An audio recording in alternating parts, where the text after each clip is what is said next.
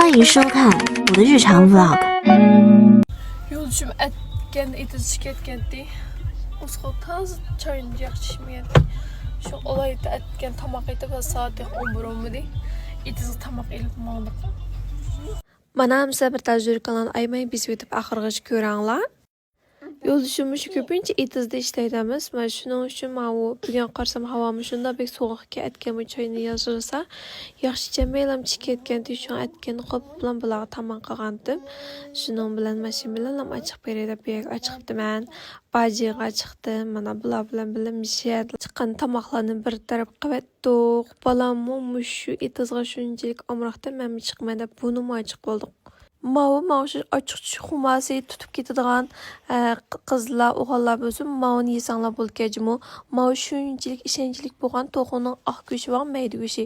Shuni bilan ishlangan kavobgan to'q, ta'mi shunchalik peyzga, shunchalik ochiq chuchuk ish qilib, shunchalik peyza.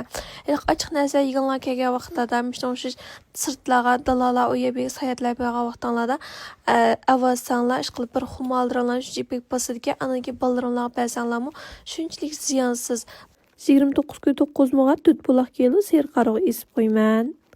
Bugun bir g'ulji to'yim batdi tushdikin bo'lgan chaqda mashinani bir haydab kirpaqay g'uljig'ada pravomni elib g'uljig'ay deb kirpaqam tumakan taq bugun tunjub daslabni qiplam mashina elib g'uljig'a kirketdim bizog'i berib olgan narsani elib tayyorligimiz qilib to'yg'im kavoldiq mana kelishimiz bilan to'ylam boshlanib ketdi.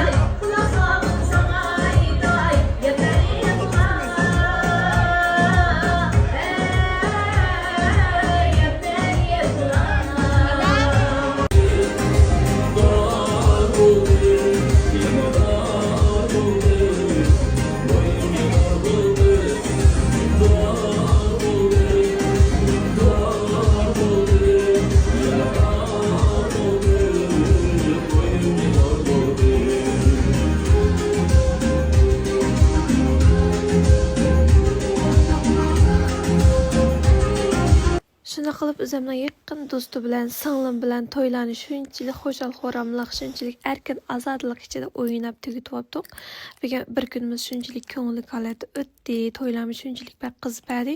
Kech bo'lsa yo'ldoshning kepi bo'yicha inib chiqqanlar deymiz. Mana shu g'ulchutga uyda qo'nib qolmasdilar.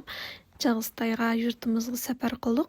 Bo'ldi navsa bir tajriba etib qo'llash hargiz unutib qolmanglar. Davomli kundalik vloglarni sizlarga ham baharlab turman. Xayr xo'sh.